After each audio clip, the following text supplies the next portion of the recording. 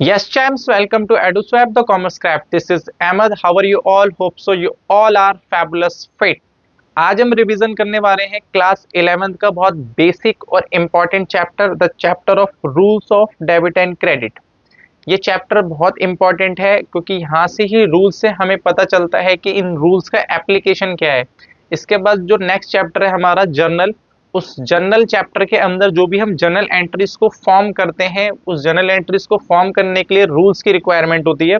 तो वो रूल्स कहाँ पे हमें सीखने पड़ते हैं, वो इस चैप्टर के अंदर सीखने होते हैं, rules of debit and credit के अंदर। बहुत ही बेसिक चैप्टर है, फटाफट से इसको कवर करते हैं। ठीक है, इसकी रिवीजन करते हैं चैप्टर की।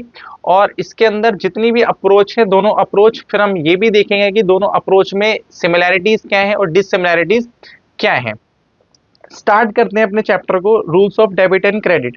सबसे पहली टर्म्स आती है बेटा rules of debit and credit में। डेबिट और क्रेडिट क्या होते हैं? बेसिकली में जब हम अकाउंट्स को बनाते हैं तो अकाउंट्स जो बनता है वो टी शेप के अंदर बनता है। ठीक है, कोई भी चीज जब टी शेप के अंदर फॉर्म करी जाती है तो उसकी दो साइड्स होती हैं, एक होती है लेफ्ट हैंड साइड, अगर मैं टी शेप में इसको बनाऊं, एक होती है लेफ्ट हैंड साइड और एक होती है राइट हैंड साइड। तो इस लेफ्ट हैंड साइड और राइट हैंड साइड के अकाउंटेंसी के अंदर नाम दे दिए गए। तो इस लेफ्ट हैंड साइड को हम कहते हैं डेबिट साइड और राइट हैंड साइड को हम कहते हैं क्रेडिट साइड। तो what is the meaning of debit and credit? Debit का मतलब होता है जो टी शेप की लेफ्ट हैंड साइड जो होती है उसको डेबिट साइड कहा जाता है और राइट हैंड साइड होती है उसको क्रेडिट साइड कहा जाता है। तो सर रूल्स हमें क्या बताते हैं? रूल्स ये बताते हैं कि हमें जो भी अकाउंट हम आगे जाके बनाएंगे, जर्नल एंट्री के बाद कोई भी हम अकाउंट को फॉर्म करते हैं तो उस अकाउंट के अंदर हमें लेफ्ट हैंड साइड में जाके अमाउंट को लिखना है या राइट हैंड साइड में जाके अमाउंट को लिखना है। लेफ्ट हैंड साइड में जाके कैसे लिखना है और राइट हैंड साइड में जाके कैसे लिखना है, इसके लिए रूल्स बनाए गए हैं। इसी को हम कहते हैं rules of debit and credit. तो रूल्स का मतलब सिंपल है, क्या चीज डेबिट होनी है, क्या चीज क्रेडिट होनी है। डेबिट का मतलब कौन सी चीज लेफ्ट हैंड साइड में लिखनी है, अकाउंट टी शेप में होता है। लेफ्ट हैंड साइड और राइट हैंड साइड दो उसकी साइड्स होती हैं। तो लेफ्ट हैंड साइड में क्या चीज लिखनी है उसको हम कहते हैं डेबिट और राइट हैंड साइड में क्या चीज लिखनी है उसको हम कहते हैं क्रेडिट। तो डेबिट और क्रेडिट का मतलब सिंपल है, सिर्फ ये बताते हैं हमें कौन सी चीज हमें लेफ्ट में लिखनी है, कौन सी चीज हमें राइट में लिखनी है। अगर हम नॉर्मल लैंग्वेज में बोलते हैं कि सर हमें लेफ्ट में लिख देंगे अकाउंट के, राइट में लिख देंगे, तो वो नॉर्मल लैंग्वेज होगी। अकाउंट की लैंग्वेज में लेफ्ट में लिखने को और राइट में लिखने को हम क्या कहते हैं? डेबिट और क्रेडिट। तो अब इसके चलते हैं रूल्स पे। रूल्स हमें क्या बताते हैं कि सर देखो, अगर हमें डेबिट और क्रेडिट को करना है तो अकाउंट के अंदर हमें अकाउंट का क्लासिफिकेशन करना होगा। जैसे कि ये टी शेप का अकाउंट है तो वो उसकी क्लासिफिकेशन करनी होगी, वो किस टाइप का अकाउंट है। तो इस अकाउंट को पढ़ने के लिए हमारे पास दो अप्रोच होती हैं, एक है ट्रेडिशनल अप्रोच और एक है मॉडर्न अप्रोच। पहले हम ट्रेडिशनल अप्रोच को कवर करेंगे, उसके बाद फिर हम मॉडर्न अप्रोच को कवर करेंगे, फिर अल्टीमेटली कंक्लूजन हम ये निकालेंगे कि हमें फाइनली जो रूल्स पढ़ने हैं वो कौन से रूल्स पढ़ने हैं और फिर इसको जर्नल एंट्री में जब अप्लाई करेंगे तो कौन सा रूल्स अप्लाई करेंगे, मतलब किस अप्रोच को अप्लाई करेंगे, ट्रेडिशनल अप्रोच या फिर मॉडर्न अप्रोच। ठीक है, पहले ट्रेडिशनल अप्रोच को पढ़ते हैं, देन हम पढ़ेंगे मॉडर्न अप्रोच। वैसे बेसिक में आपको बता दूं, अगर हम ट्रेडिशनल अप्रोच की बात करते हैं तो वहां पे अकाउंट को तीन कैटेगरीज में डिवाइड करा गया है। इसको हम कहते हैं पर्सनल अकाउंट, रियल अकाउंट और फिर नॉमिनल अकाउंट। ठीक है, पर्सनल अकाउंट के तीन सब पार्ट होते हैं, नेचुरल पर्सन, आर्टिफिशियल पर्सन और रिप्रेजेंटेटिव पर्सनल। इसके बारे में आगे बात करेंगे। और इम्पर्सनल जो अकाउंट होते हैं वो रियल और नॉमिनल है। अगर आप मॉडर्न अप्रोच से डेबिट और क्रेडिट को करना चाहते हो तो फिर आपको अकाउंट का जो क्लासिफिकेशन करना पड़ेगा वो एसेट्स, लाइबिलिटीज, कैपिटल, एक्सपेंसेस और फिर रेवेन्यू। तो दोनों में अप्रोच में क्या सिमिलैरिटीज आई? कोई सिमिलैरिटीज अभी तक नहीं है। सिमिलैरिटीज ये है कि इसमें आप जब rules and debit and credit करोगे तो क्या करोगे, क्लासिफिकेशन जब हम करते हैं तो क्लासिफिकेशन के अंदर एक ट्रेडिशनल अप्रोच है और एक है मॉडर्न अप्रोच। ठीक है, पर्सनल अकाउंट और रियल अकाउंट और नॉमिनल अकाउंट, डेबिट और क्रेडिट करने के लिए हमारे पास तीन अकाउंट हैं ट्रेडिशनल अप्रोच के अंदर। मॉडर्न अप्रोच के अंदर हमारे पास 5 अकाउंट है, personal account, liabilities account, capital account, revenue account और फिर एक्सपेंसेस अकाउंट। तो वन बाय वन इनकी कैटेगरीज को पढ़ते हैं फटाफट से। आइए आगे चलते हैं। बात ट्रेडिशनल अप्रोच की बात कर लेते हैं। ट्रेडिशनल अप्रोच हमें क्या बताती है कि जो पर्सनल अकाउंट होते हैं, ट्रेडिशनल अप्रोच को हम स्टार्ट कर रहे हैं। ट्रेडिशनल अप्रोच हमें यह बताती है कि अकाउंट तीन तरीके के होते हैं, पर्सनल अकाउंट, रियल अकाउंट और नॉमिनल अकाउंट। पर्सनल अकाउंट जो होते हैं वो क्या होते हैं? पर्सनल अकाउंट का मतलब होता है कि accounts which are related to persons, वो अकाउंट जो पर्सन से रिलेटेड होते हैं उन्हें पर्सनल अकाउंट कहा जाता है। और पर्सन जो होते हैं इसके अंदर वो तीन कैटेगरीज के होते हैं। पहला होता है नेचुरल पर्सन। नेचुरल पर्सन का मतलब होता है person, personal, natural personal account mean account of normal person like Sohan, Mohan, Mahi, जो भी होते हैं, जो नॉर्मल पर्सन होते हैं, मेरी और आपकी तरह जो नॉर्मल पर्सन होते हैं जिनके पास अपना माइंड होता है, उसको हम नेचुरल पर्सन कहते हैं। ठीक है, जिनके पास अपना माइंड नहीं होता फिर भी वो पर्सन की तरह एक्ट कर रहे होते हैं, वो आर्टिफिशियल पर्सन होते हैं। आगे जाके हम उनकी बात करेंगे। तो सर इसके अंदर अपने पास जिनका माइंड होता है वो क्या होते हैं? नेचुरल पर्सनल अकाउंट होते हैं। पहला जो अकाउंट होता है इसके अंदर वो कैपिटल का होता है। कैपिटल मतलब जो ऑनर होता है बिजनेस का, वो बिजनेस से पैसा इन्वेस्ट करता है, तो ऑनर को यहाँ पे नेचुरल पर्सन ट्रीट करा गया है। दूसरा अकाउंट होता है बैंक। बेसिकली में जब हम बैंक, यहाँ पे बैंक, कोई भी बैंक होता है और उसके अंदर कोई भी पर्सन अपना अकाउंट को ओपन करवाता है, तो बेसिकली में वो अकाउंट जो होता है वो पर्सन का अकाउंट होता है। ठीक है, अब यहाँ पे क्वेश्चन ये आता है कि हम यहाँ पे इस पर्सन की बात कर रहे हैं या बैंक की बात कर रहे हैं। अगर हम बैंक की बात कर रहे हैं तो बैंक एक आर्टिफिशियल पर्सन होता है। मतलब कंपनीज जितनी भी होती हैं या ऑर्गेनाइजेशन जितने भी होते हैं जिनके पास अपना माइंड नहीं होता फिर भी वो एज ए पर्सन की तरह एक्ट कर रहे होते हैं, उन्हें हम आर्टिफिशियल पर्सन कहते हैं। यहाँ पे क्या लिखा हुआ है? Artificial person means account related to the corporate bodies. Corporate bodies का मतलब होता है जितनी भी कंपनीज हैं, जितनी भी कंपनीज होती हैं, और institution which are recognise as a person like bank, school और कंपनीज, ये आर्टिफिशियल पर्सन होती हैं। ठीक है, अगर आप किसी कंपनी में जॉब कर रहे हो तो आपको जो ऑफर लेटर मिलता है वो कंपनी के नाम का मिलता है। अगर उस कंपनी ने आपके ऊपर केस कर दिया, अगर कोई प्रॉपर्टी किसी भी कंपनी को लेनी है तो वो उस कंपनी के नाम पे रजिस्टर्ड होती है। ठीक है, तो कंपनी के पास अपना तो कोई माइंड होता नहीं है, उसको भी कोई नेचुरल पर्सन ही चला रहे होते हैं, बट जो हर जगह ऑफिशियली नाम आता है वो कंपनीज का आता है। तो इसीलिए जो कंपनी होती है वो पर्सन की तरह एक्ट करती है पर उसके पास अपना माइंड नहीं होता, इसलिए उन सारे ऑर्गेनाइजेशन और कंपनीज को हम क्या नाम देते हैं? उसे हम आर्टिफिशियल पर्सन कहते हैं। एक्चुअली में जैसे अगर किसी स्कूल में आप पढ़ रहे हो और उस स्कूल की आपको फीस पे करनी है, और अगर आपके पेरेंट्स अगर चेक बनाए आपकी फीस का, तो किस नाम से बनाएंगे? स्कूल के नाम से चेक बनेगा। तो स्कूल जो है, उस स्कूल का अपने पास, स्कूल का कोई ब्रेन है उसका अपने पास नहीं है, उन्हें कोई नेचुरल पर्सन ही चला रहा है, पर नाम किसका आ रहा है? नाम तो स्कूल का ही आ रहा है ना। तो स्कूल जो है वो एक ऑर्गेनाइजेशन है, वो पर्सन की तरह एक्ट करता है, इसलिए उसको आर्टिफिशियल पर्सन कहा गया है। ड्राइंग, जो बिजनेस का ओनर बिजनेस से पर्सनल यूज के लिए पैसे विड्रॉ करता है, तो जो कैप ओनर होता है वही उसके अकाउंट होता है, इसलिए उसको नेचुरल पर्सन कहा गया है। जो कैपिटल अकाउंट होता है वही यही अकाउंट होता है, क्योंकि वो नेचुरल पर्सन होता है। डेटर्स, अगर हम नॉर्मल पर्सन से सामान बेच रहे हैं नॉर्मल पर्सन को, तो वो डेटर्स होते हैं। अगर नॉर्मल पर्सन से खरीद रहे हैं तो हमारे क्रेडिटर्स हो जाते हैं। तो ये सारी जो कैटेगरीज होती हैं वो नेचुरल पर्सन की होती हैं। जितनी भी कंपनीज और बैंक या स्कूल वगैरह या ऑर्गेनाइजेशंस होते हैं वो सारे के सारे आर्टिफिशियल अकाउंट होते हैं। आगे चलते हैं। रिप्रेजेंटेटिव पर्सनल अकाउंट क्या होता है? Representative personal account related to the payable और रिसीवेबल ऑफ ए पर्सन और a group, a person without a name. अगर किसी कोई भी अमाउंट हमें पे करना है, कोई भी अमाउंट अगर हमें रिसीव करना है, पर यहाँ पे कोई पर्सन है विदाउट नेम है, नेम नहीं है, तो फिर हम उसको रिप्रेजेंटेटिव पर्सनल अकाउंट कहते हैं। रिप्रेजेंटेटिव पर्सनल अकाउंट क्या है कि कोई अमाउंट रिप्रेजेंट कर रहा है कि हमें इससे पैसा इतना रिसीव करना है या इतना उसको पैसा पे करना है, तो वो अकाउंट रिप्रेजेंटेटिव पर्सनल अकाउंट होता है। वो कौन से होते हैं मैं आपको बता देता हूँ, ध्यान से देखो इधर। Expenses outstanding incurred but not paid, यानी कि कोई एक्सपेंस आपने इनकर्ड कर दिया पर उसको पे नहीं करा, तो वो आउटस्टैंडिंग कहलाता है। बेसिकली में क्या होता है कि जो भी खर्चा आप कर देते हो उसकी पेमेंट नहीं करते तो वो पेबल हो जाता है। तो यानी कि ये वो अकाउंट है जो आपने खर्चा कर लिया पर आपने वो अमाउंट पे नहीं करा, तो यहाँ पे ये चीज़ क्या कहलाती है?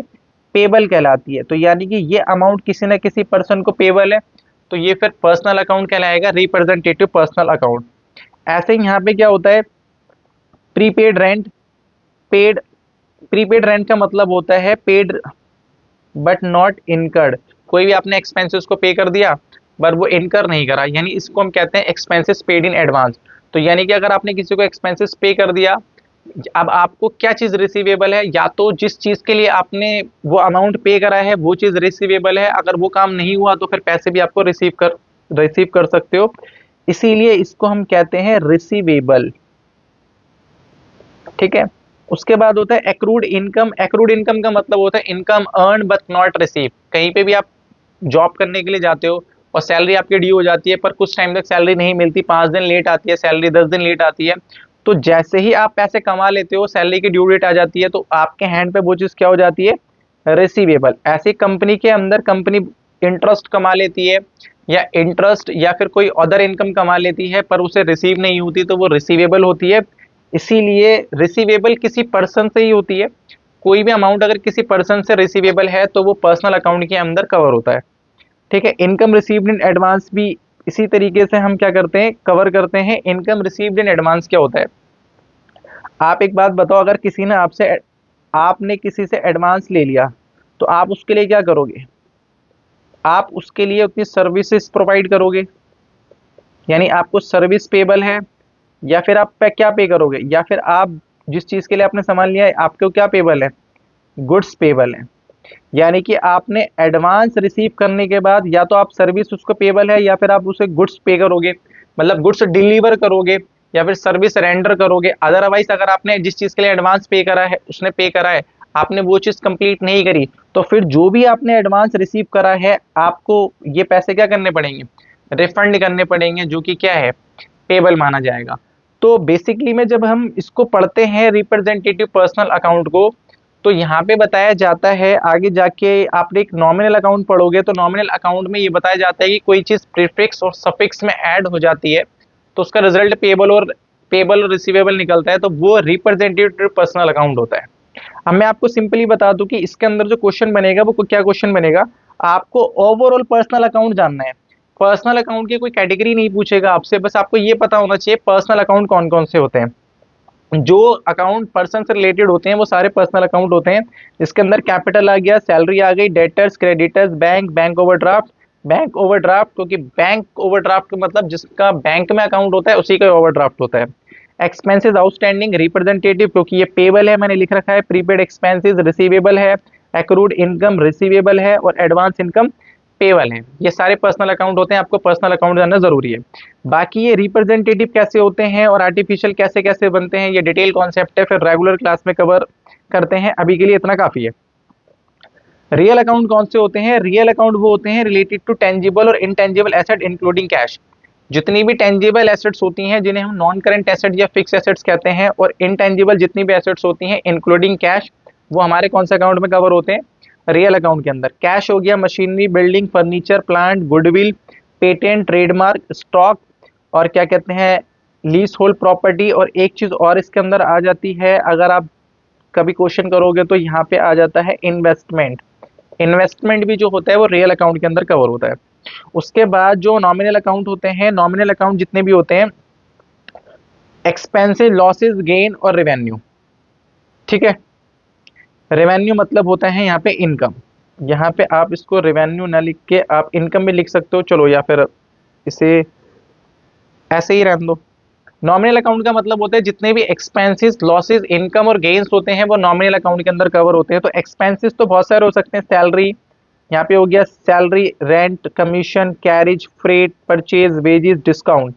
बैड डेट्स, लॉस हो गया, loss by fire, loss by theft, loss on sale of machinery. Gain जो होता है gain on sale of fix asset. और रेवेन्यू मतलब इनकम, इनकम के अंदर cell return, commission receive, discount receive, ये ETC है, मतलब इसके आगे भी और इनकम हो सकती है, commission receive, interest receive, rent receive, वो सारी के सारी किसमें आती है, रेवेन्यू के अंदर आती है। तो मॉडर्न अप्रोच के अंदर 3 अकाउंट हमने पढ़े, ये आपका है पर्सनल अकाउंट। पर्सनल अकाउंट में सारी चीजें आती हैं। ये आपको हो गया रियल अकाउंट, मशीनरी और कैश इसके अंदर आता है, इंटेंजिबल एसेट्स आती हैं। जितने भी एक्सपेंसेस, लॉसेस, गेन और इनकम्स होती हैं वो सारी के सारी नॉमिनल अकाउंट के अंदर आती हैं। अब रूल्स जो होते हैं वो बहुत सिंपल है। अगर आपने आइडेंटिफाई कर लिया कि आपके पास पर्सनल अकाउंट है, रियल अकाउंट है, नॉमिनल अकाउंट है, सबसे पहले आपको आइडेंटिफाई करना है कि ये पर्सनल अकाउंट है, रियल अकाउंट है, या फिर ये क्या है, नॉमिनल अकाउंट है। तो रूल्स क्या कह रहे हैं, रूल्स ध्यान से देखना। Debit the receiver, personal account अगर कोई भी चीज रिसीव कर रहा है तो उसको डेबिट कर दो। रिसीवर का मतलब यहाँ पे है कि उसको यहाँ लिखना है डेबिट में, ये होती है डेबिट साइड। डन हो गई बात। और नेक्स्ट क्या लिखा हुआ है, क्रेडिट द गिवर। अगर कोई भी पर्सन कोई चीज हमें दे रहा है, वो गिवर है, तो उसे कहाँ पे जाके लिखना है, उसे जाके लिखना है क्रेडिट साइड में। This is a personal account, इसको यहाँ पे क्रेडिट साइड में लिखना है। ये रूल हो गया। अगर वो पर्सनल अकाउंट है, debit the receiver, credit the giver. आगे चलते हैं। डेबिट वर्ड, अगर वो रियल अकाउंट है मतलब नॉन कर फिक्स एसेट्स और इंटेंजिबल एसेट्स, और लास्ट क्या था, कैश। कैश कैश जो होता है वो रियल अकाउंट होता है, बैंक जो होता है वो पर्सनल अकाउंट होता है। तो डेबिट वर्ड्स कम्स इन, अगर बिजनेस में कोई चीज आ रही है, एसेट्स अगर आ रही है, तो उसको डेबिट में लिखना है। डेबिट का मतलब हो गया ये, यहाँ पे इसको ऐसे लिखना है। और क्रेडिट वर्ड गोज आउट, अगर आप किसी भी एसेट्स को बेच रहे हो या कैश आपके पास से जा रहा है, तो उसको आपको लिखना है क्रेडिट में, जो कि यहाँ पे आएगा। ये हो गया डेबिट, ये हो गया क्रेडिट। ये रूल्स हमें बताते हैं, ठीक है। अब यहाँ पे कह रहा है all the expenses and losses, अगर आपके पास एक्सपेंसेस या लॉसेज हैं जो भी आपने नॉमिनल अकाउंट के अंदर पढ़ा, तो आप उसको यहाँ पे डेबिट में लिखो, नॉमिनल अकाउंट में। और यहाँ पे क्या लिखा हुआ है, all the income and gains, अगर इनकम और गेन्स है तो आप उसको कहाँ पे लिखो, क्रेडिट में लिखो, ठीक है। सिंपल सी बात है, rules and debit and credit ये हमारी ट्रेडिशनल अप्रोच के कवर होते हैं। आगे चलते हैं हम मॉडर्न अप्रोच पे। मॉडर्न अप्रोच हमें ये बताती है कि आपको अल्टीमेटली डेबिट और क्रेडिट करना है। अगर आपको डेबिट और क्रेडिट करना है तो आपके पास आपको आइडेंटिफाई करना पड़ेंगी पांच चीजें। पांच चीजें क्या है, वहां पे क्या हम आइडेंटिफाई करते थे कि अकाउंट पर्सनल है, या फिर अकाउंट रियल है, या फिर अकाउंट क्या है, नॉमिनल है। यहाँ पे हम क्या आइडेंटिफाई करेंगे, एसेट्स, एक्सपेंसेस, कैपिटल, लाइबिलिटीज और रेवेन्यू क्या है। अच्छा, यहाँ पे एसेट्स किसको मानते हैं, एसेट्स उन सारी चीजों को मानते हैं जिससे बिजनेस यूज करके पैसा कमाता है। जिस भी चीज से बिजनेस बिजनेस के अंदर कोई भी चीज अगर यूज हो रही है, उस पर बिजनेस का राइट है और वो यूज करके पैसा कमा रहा है, तो वो रियल एसेट बोलता हूं मैं उन्हें। वो रियल एसेट्स होती हैं जैसे building, furniture, machinery, plant, investment, bank और कैश। इन सब का यूज करके बिजनेस से पैसा कमाया जाता है, this is a real asset. और वो सारी एसेट्स भी एसेट्स के अंदर कवर होती हैं जो भी बिजनेस को पैसा, कोई भी बिजनेस के अंदर कोई भी अमाउंट अगर बिजनेस के अंदर रिसीवेबल है, तो उसको भी फिर एसेट्स की तरह ट्रीट करते हैं हम इस अप्रोच के अंदर। वो कौन कौन सी हो सकती है, ध्यान से देखो। जितनी भी रिसीवेबल चीजें होती हैं उन्हें हम क्या ट्रीट करते हैं, एसेट। प्रीपेड एक्सपेंसेस, आपने कोई एडवांस पे कर दिया, अगर आप वो सामान नहीं लोगे या वो सर्विस नहीं लोगे तो पैसा आपको रिटर्न मिल जाएगा। जब तक आप वो सर्विस अवेल नहीं कर रहे या गुड्स को नहीं खरीद रहे, एडवांस आपने दे रखा है, तो जब तक वो रिसीवेबल है तो एसेट ट्रीट करेंगे। एक्रूड इनकम, कोई भी इनकम आपने कमा ली है, कोई भी इनकम अगर आपने अर्न कर ली है पर आपको रिसीव नहीं हुई है, तो जब तक वो रिसीव नहीं हुई है तो वो रिसीवेबल है, तो वो हमारा पैसा है, हमारा राइट है, तो उसको हम कहते हैं एक्रूड इनकम। डेटर्स हो गए, पैसा रिसीवेबल होता है। और स्टॉक हो गया, डेटर मतलब ये भी अमाउंट रिसीवेबल है, और स्टॉक का मतलब स्टॉक हमने खरीदा था, सेल आउट नहीं हुआ, कल को बेचेंगे तो पैसे मिल जाएंगे, तो इसीलिए हम इसको क्या ट्रीट करते हैं, ऐसे ट्रीट करते हैं। ये बात ध्यान रखना। एक्सपेंसेस जितने भी होते हैं, एक्सपेंसेस मतलब नॉर्मली जिनसे कोई भी हम खर्चा कर देते हैं, हमारे पास कोई सामान नहीं आता, परचेज एक्सपेंसेस में कवर होता है। सैलरी पे कर दी, रेंट पे कर दिया, और क्या कहते हैं, कमीशन पे कर दिया, वेजेस पे कर दिया, फ्रेट, कैरिज, कोई भी सामान बिजनेस के अंदर लाने का जो खर्चा होता है, loss by fire, loss by theft, इसको हम एक्सपेंसेस में ट्रीट करते हैं। अब क्वेश्चन ये आता है बच्चों का कि सर परचेज तो हम गुड्स को करते हैं, और परचेज जब गुड्स को करते हैं तो हमारे पास गुड्स आ जाते हैं, और गुड्स, बेटा गुड्स जब हम परचेज करते हैं वो सेल करने के लिए करते हैं। यानी कि आपने 50,000 के गुड्स क्या कहते हैं खरीदे, और 40,000 के तो बिक गए, तो जो बिक गए वो सेल में कन्वर्ट हो जाएंगे, जो नहीं बिके वो स्टॉक में कवर होगा, वो होती है एसेट।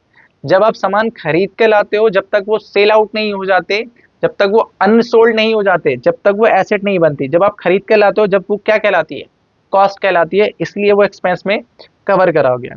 कैपिटल में दो ही अकाउंट आते हैं सिर्फ, कैपिटल और ड्राइंग, ठीक है। जो पैसा बिजनेस के अंदर इन्वेस्ट करा जाता है वो कैपिटल होती है, जो पर्सनल यूज के लिए बिजनेस से विड्रॉल होता है वो ड्राइंग होती है।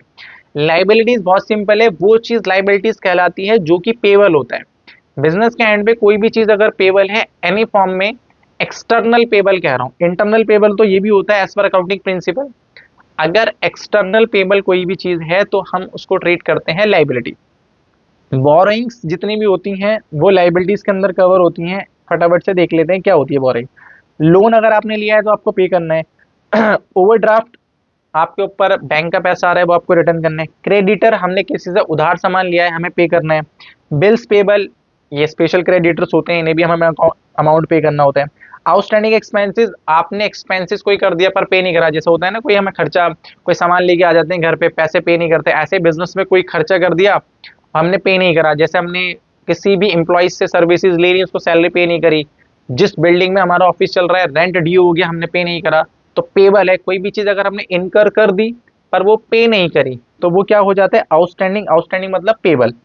एडवांस इनकम का मतलब होता है, एडवांस इनकम भी लाइबिलिटीज होती है, किसी भी चीज के हमने हमने एडवांस लिया पर वो चीज फुलफिल नहीं करी तो फिर एडवांस जिसके लिए हमने रिसीव करा है तो वो चीज हमें पे करनी पड़ जाती है। तो जब तक वो चीज हम फुलफिल करके नहीं दे रहे जिस चीज के लिए हमने एडवांस लिया है, तो जब तक के लिए ट्रीट करी जाती है एडवांस इनकम।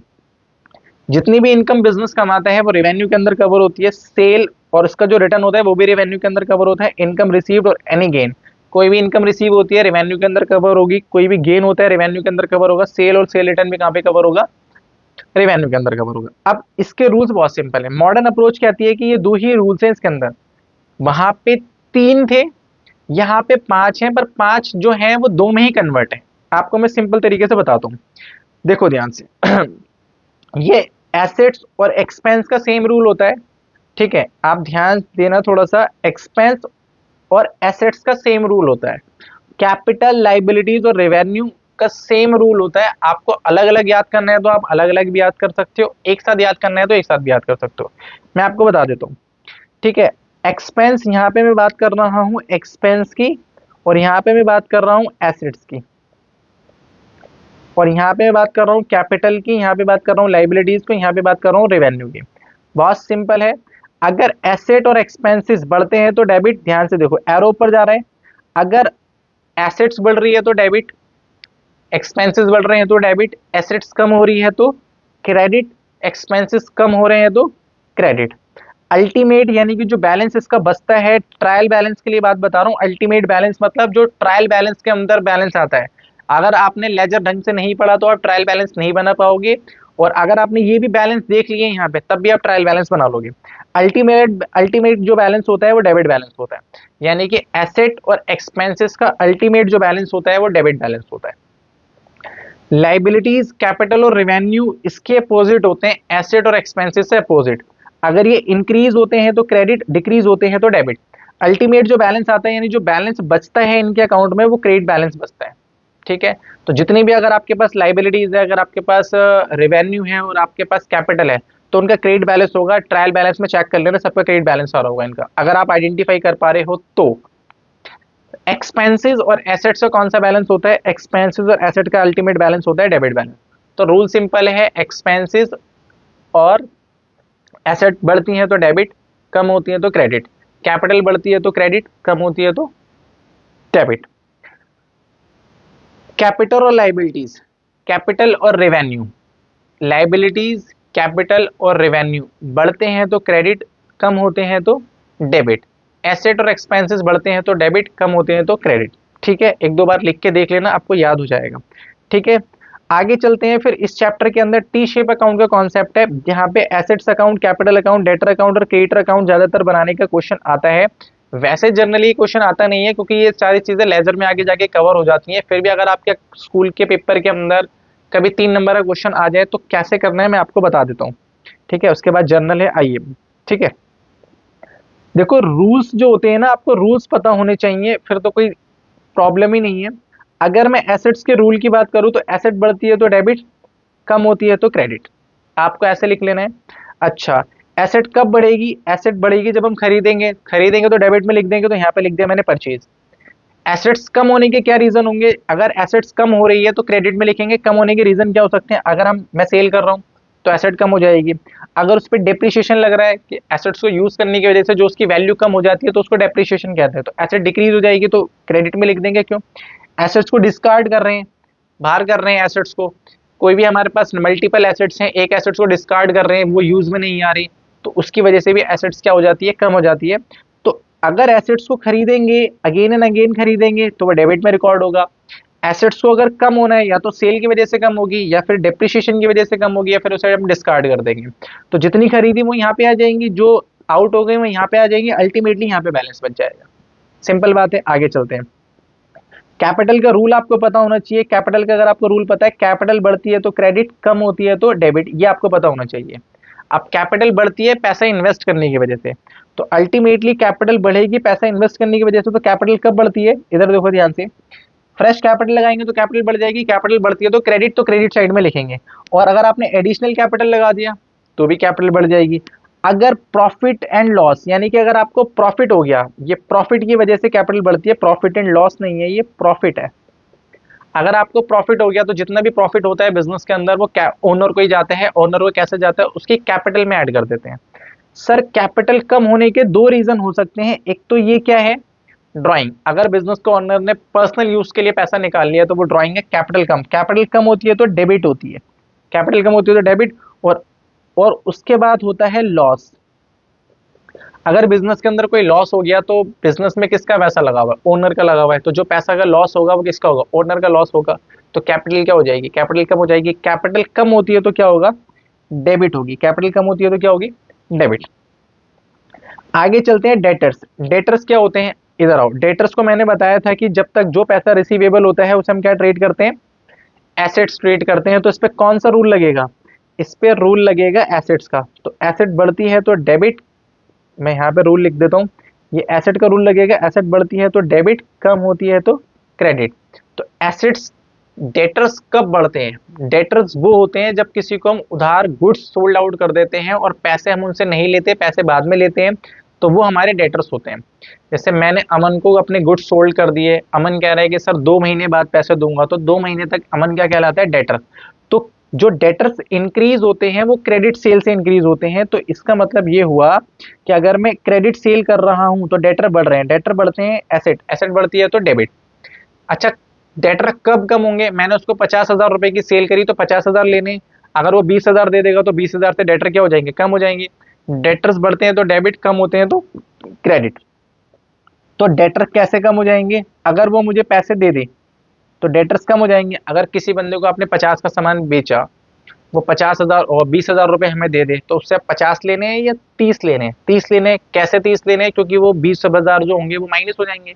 अच्छा, माइनस यहाँ पे होता नहीं, यहाँ पे इंक्रीज और डिक्रीज होता है। और डिक्रीज करने का मतलब होता है कि अगर डेटर एसेट है तो डिक्रीज करेंगे तो क्या होगा, डिक्रीज करेंगे तो क्रेडिट होगा। तो क्रेडिट साइड में लिख दिया, क्रेडिट साइड होती है, आपको पता है ना, लेफ्ट हैंड साइड और right hand side. Left hand side debit side होती है, right hand side credit side होती है। और सर क्या हो सकता है, डेटर कैसे कम हो सकते हैं, दूसरा, अगर हमने उसको डिस्काउंट दे दिया, अगर मैंने उसको 50,000 रुपए का सेल करा और बाद में उससे बोल दिया कि चलो तुम्हें 5,000 का डिस्काउंट दिया, तो डेटर्स जो बचेंगे वो 45 के बचेंगे। तो डेटर कम होते हैं तो डेबिट, कम होते हैं तो क्रेडिट, तो डिस्काउंट यहाँ पे आ जाएगा।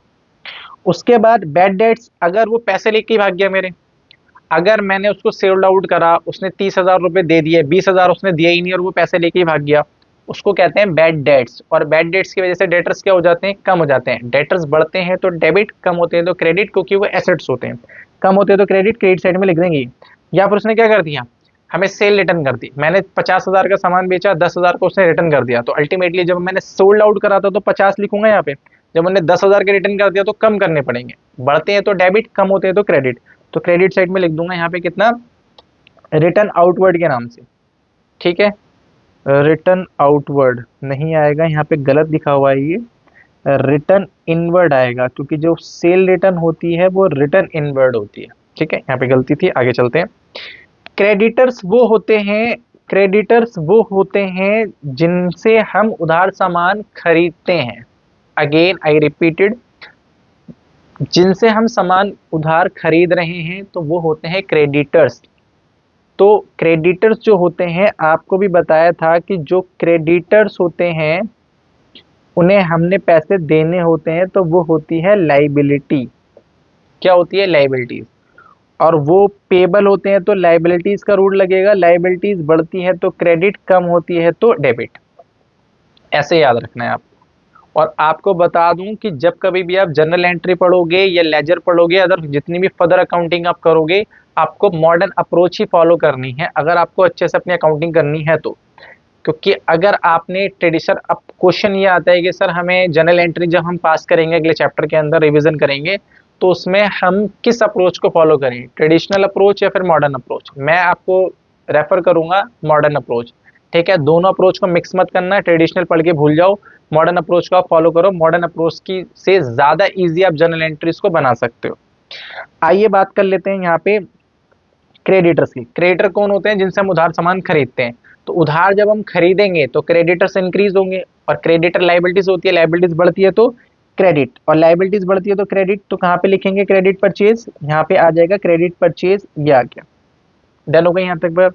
दूसरी हम बात कर लेते हैं कि सर अब क्रेडिटर तो मैंने इंक्रीज कर लिया है, तो क्रेडिटर कम कैसे होंगे? सेम जो डेट सेट डेटर डिक्रीज होते हैं वैसे ही क्रेडिटर डिक्रीज होते हैं। हमने उनको पेमेंट कर दी, हमने उनसे 50,000 का सामान खरीदा, 10,000 की पेमेंट करती है तो 10,000 से कम हो जाएंगे क्रेडिटर। और क्रेडिटर होती है लाइबिलिटीज, लाइबिलिटीज कम होती है तो क्या होती है? डेबिट। तो डेबिट साइड में लिख देंगे कैश पेड।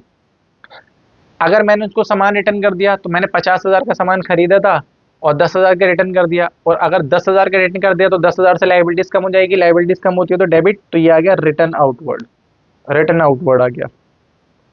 अगर मैंने उससे 50,000 का सामान खरीदा और सामने वाले बंदे ने 10,000 का मुझे डिस्काउंट दे दिया, तो क्रेडिटर कम हो जाएंगे। कितने से कम होंगे? जितने का डिस्काउंट दिया। उसने डिस्काउंट दिया, मैंने रिसीव करा, तो मेरे लिए क्या हो जाएगा? Discount receive. अल्टीमेटली यहाँ पे जो मैंने उधार खरीदा लाइबिलिटीज बढ़ गई, और जो भी मैंने यहाँ पे कैश पे कर दिया, रिटर्न कर दिया, या फिर डिस्काउंट मुझे रिसीव हो गया। तो अल्टीमेटली होता क्या है कि मैं आपको करके दिखा देता हूँ, चलो 1 मिनट के लिए।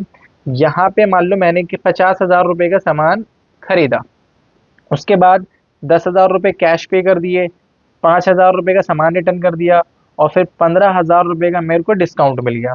तो अल्टीमेटली मेरे ने 30,000 रुपये के क्रेडिटर कम हो गए। तो 50,000 के टोटल क्रेडिटर थे, 30,000 के कम हो गए, तो जो बैलेंस बच गए क्रेडिटर, वो बैलेंस यहाँ पे लिखते हैं। अभी भी कितने के बच गए? 20,000। सर कैसे बचे 20,000 के?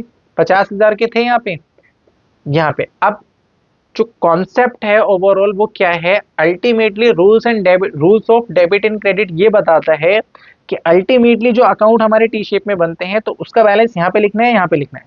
आप अपनी मर्जी से तो नहीं लिख सकते, इसलिए रूल्स पढ़ाए जाते हैं।